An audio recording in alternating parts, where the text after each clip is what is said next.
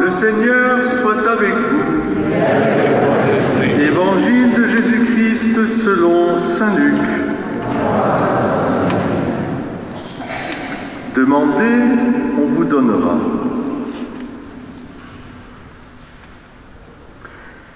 Il arriva que Jésus en un certain lieu était en prière, et quand il eut terminé, un de ses disciples lui demanda: « Seigneur, apprends-nous à prier, comme Jean le Baptiste lui aussi l'a appris à ses disciples. » Il leur répondit: « Quand vous priez, dites: Père,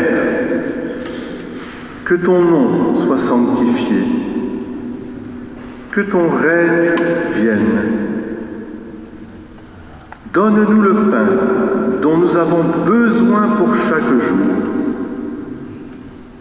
Pardonne-nous nos péchés, car nous-mêmes, nous pardonnons aussi à tous ceux qui ont des torts envers nous. Et ne nous laisse pas entrer en tentation. » Jésus leur dit encore: « Imaginez que l'un de vous est un ami et aille le trouver au milieu de la nuit pour lui demander: « Mon ami, prête-moi 3 pains, car un de mes amis est arrivé de voyage chez moi et je n'ai rien à lui offrir. » Et si de l'intérieur l'autre lui répond: « Ne viens pas m'importuner, la porte est déjà fermée, mes enfants et moi nous sommes couchés, je ne puis pas me lever pour te donner quelque chose. » Eh bien, je vous le dis, même s'il ne se lève pas pour donner par amitié, il se lèvera à cause du sans-gêne de cet ami et lui donnera tout ce qu'il lui faut. Moi, je vous dis, demandez et on vous donnera. Cherchez et vous trouverez. Frappez, on vous ouvrira. En effet, quiconque demande reçoit, qui cherche trouve, à qui frappe on ouvrira. Quel père parmi vous, quand son fils lui demande un poisson, lui donnera un serpent au lieu du poisson, ou lui donnera un scorpion quand il demande un œuf? Si donc, vous qui êtes mauvais, vous savez donner de bonnes choses à vos enfants, combien plus le Père du ciel donnera-t-il l'Esprit Saint à ceux qui lui demandent? Acclamons la parole de Dieu.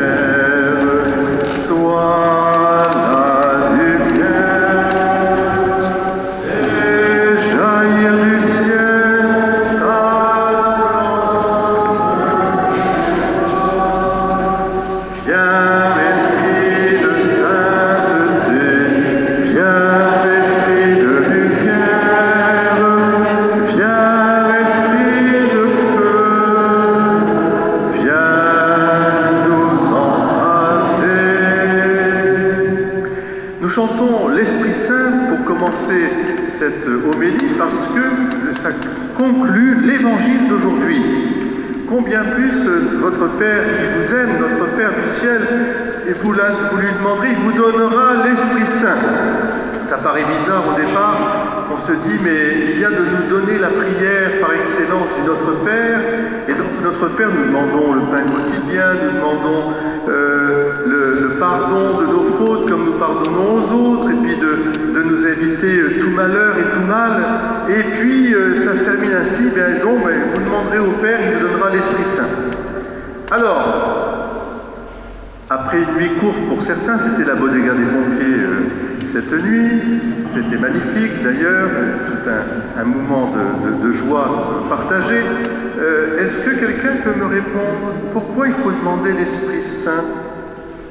Pourquoi Jésus nous dit, puisque alors nous sommes au début de quelque chose de merveilleux, Jésus prie, et en le voyant prier, on lui demande « Apprends-nous à prier ». Et puis voilà qu'il nous dit « Notre Père vous donnera l'Esprit Saint ». Pourquoi, à votre avis? Pourquoi le Père va nous donner l'Esprit Saint? Pourquoi c'est fondamental? La jeunesse, les anciens toujours jeunes. Parce que l'Esprit Saint, c'est l'esprit d'amour qui unit le Père et le Fils et qui nous dévoile à travers lui la tendresse de Dieu. Dieu est quelqu'un qu'on appelle Père parce qu'il veut dévoiler un cœur de père et de mère. Dont l'image ici-bas, c'est les parents et les grands-parents. Et derrière les grands-parents, l'image de la tendresse de Dieu. Vous voyez. Je pense que l'Esprit Saint, c'est celui qui vient vraiment aplanir en nous tout ce qui nous empêche de croire encore à la tendresse, au milieu des difficultés, au milieu des souffrances, au milieu des abandons aussi. Que nous puissions garder un cœur de chair, un cœur de tendresse. C'est ça. On dit bien d'une viande qu'elle est tendre, et bien encore plus notre cœur profond. Dieu veut que nous ayons un cœur de chair, et c'est le rôle de l'Esprit Saint, d'aplanir, de guérir, de soulager, d'être le doux hôte de nos âmes, pour nous redonner cette tendresse du cœur dont nous avons tous besoin, pour croire et espérer au-delà de toute espérance, parce que nous avons mis notre confiance en celui qui seul, qui peut non seulement donner la vie, il l'a fait à profusion, il le fait toujours, mais nous redonner la vie, et la vie qui ne finit pas. Nous redonner d'abord la grâce, pour que nous soyons en état de grâce, c'est-à-dire en état de communion, en état d'amour profond de Dieu et du prochain. Et puis nous redonner la vie éternelle. Nous savons que nous sommes de passage ici-bas, et que ce qui est important, c'est de garder cette espérance en la vie éternelle, parce que le Seigneur lui-même a envoyé son Fils pour cheminer avec nous au milieu de nos épreuves et vaincre la mort et le péché. Il y a la mort qui est quelque chose lié à notre condition mortelle, et puis il y a toutes ces horreurs de la guerre, des violences et des accidents aussi, qui viennent nous rappeler que nous sommes que mortels. Et devant une telle épreuve, une telle violence, une telle misère, un tel coup du sort, comme on dit, eh bien, il n'y a que l'Esprit Saint, au fond de notre cœur, qui peut nous garder dans la tendresse, la compassion et un amour plus fort encore pour rejoindre ceux qui sont déjà partis, mais aussi nous laisser rejoindre par Dieu notre Père, que nous puissions vraiment témoigner à ce moment-là que Dieu est amour et qu'il ne se réjouit pas de notre mort. Au contraire, il est venu nous dire « Tu ne mourras pas de cette vie éternelle, mais tu auras la vie éternelle. Quiconque croit en moi vivra. » Alors, c'est l'Esprit Saint, c'est le rôle de l'Esprit Saint de nous garder unis au Père par le Fils et de conserver en nous cette espérance, au-delà de toute espérance. C'est le rôle de l'Esprit Saint de pleurer avec nous. C'est le rôle de l'Esprit Saint de compatir avec nous et de nous montrer que Dieu aussi pleure avec nous. Notre Père ne s'habituera jamais à cette condition mortelle qu'il n'a pas voulu. Il voulait que nous passions de la vie à la vie éternelle en nous endormissant, si je puis dire, comme la Vierge Marie fera au 15 août, où elle est passée de cet état de vie à corps et âme, elle est montée au ciel en s'endormissant, c'est la dormition de Marie, comme le disent les orientaux. Eh bien, oui, voilà, demandez nous demandons à notre Père d'abord d'être Père pour nous. La première des demandes, vous voyez, c'est de dire « notre Père ». Est-ce que nous pouvons le dire en profondeur? Voilà, et réfléchir un peu à ce que veut dire notre Père. S'il est vraiment notre Père, alors, est-ce qu'un Père peut donner autre chose que la vie? Et quand je dis Père, c'est Père et Mère, parce qu'en Dieu, il n'y a pas de sexe, mais c'est Père et Mère. Est-ce que des parents donneraient autre chose que la vie? Et puis, notre Père qui es aux cieux, que ton nom soit béni par ton Fils Jésus, que nous soyons des enfants de Dieu. Nous puissions vraiment l'honorer comme des enfants honorent leur Père. Et puis, que ton règne vienne, c'est-à-dire que sur la terre comme au ciel, que nous puissions travailler ici-bas à ce que ce royaume de Dieu soit présent, déjà en avancée. Alors comment? Eh bien en vivant cette vie de famille profondément unie, au-delà des différences et des épreuves, que nous puissions nous porter les uns les autres. C'est ainsi que l'Esprit Saint agit pour faire de nous communion. L'Esprit Saint, c'est celui qui nous rend dans la communion, qui nous garde dans la communion. Et puis, donne-nous aujourd'hui, je te demande qu'aujourd'hui, ce pain qui nourrit mon corps et mon âme, pas pour demain, après-demain, etc. Il ne s'agit pas d'engranger ou d'avoir peur, non. Il faut confier notre vie tous les jours, chaque jour. Me voici, Seigneur. Je sais que tu es providence et que tu me feras vivre de l'amour pour moi et pour les autres. Aujourd'hui, tu nous feras rencontrer et te rencontrer et rencontrer. Et puis, pardonne-nous nos offenses, comme nous pardonnons aussi.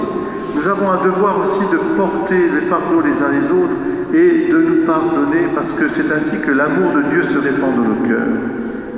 Et puis, délivre-nous du mal. Qu'est-ce que c'est que le mal? Eh bien, c'est la désespérance qu'apporte le démon. Le démon, il veut nous séparer de Dieu toujours.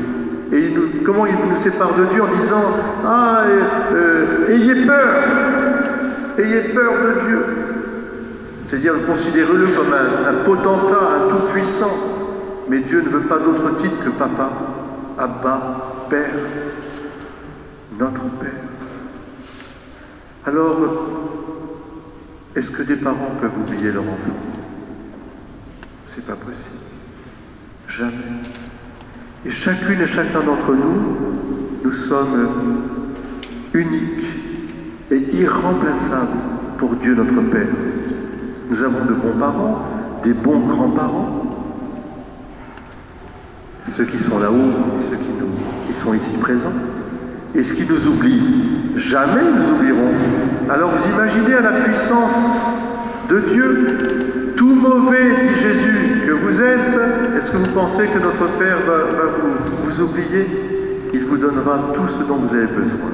Soyons les témoins de cet amour et soyons aussi dans la miséricorde du Seigneur, soyons des apôtres de la miséricorde toujours pour consoler, redonner vie, relever, redonner grâce. La tendresse de Dieu. La tendresse de Dieu. Dieu est tendresse. Et ce sont les grands-parents, arrière-grands-parents, pour beaucoup d'entre vous aussi, qui sont les garants de cette tendresse, au-delà des ans, des années, du poids des années, des difficultés, des souffrances et parfois des arrachements de la vie. Il garde cette tendresse. Qu'il soit béni et que le Seigneur nous plonge par l'Esprit Saint dans sa tendresse toujours. Viens, Esprit de